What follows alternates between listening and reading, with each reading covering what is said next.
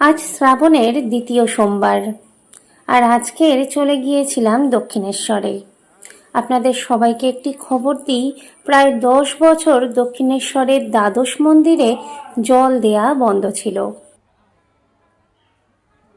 সম্প্রতি সে নিষেধাজ্ঞা তুলে নেওয়া হয়েছে। এখন প্রতিদিনই শিবের মাথায় জল দেয়া যাচ্ছে। তো আমি বাড়ি থেকেই সমস্ত কিছু আয়োজন করে নিয়ে চলে গেছিলাম, আর ওখানে গিয়ে একটুখানি সাজিয়ে গুছিয়ে নেওয়ার চেষ্টা করলাম। শ্রাবণ সোমবারে প্রতি সোমবার 5 ফল আর মিষ্টি অর্পণ করি মহাদেবকে।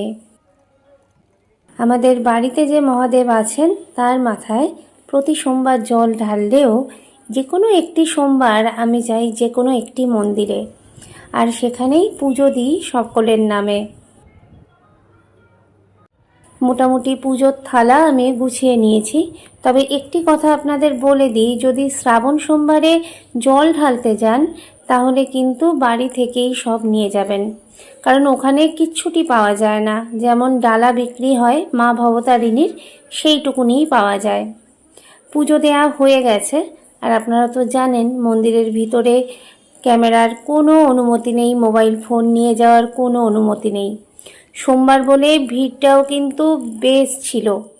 তাও আজ আমাদের পুজো দিতে আধা ঘন্টার মতো সময় লেগে গেছে। আর পুজো দিয়ে বেরোনোর পরই শুরু হলো বৃষ্টি। এইভাবেই শ্রাবণের দ্বিতীয় সোমবার কাটলো।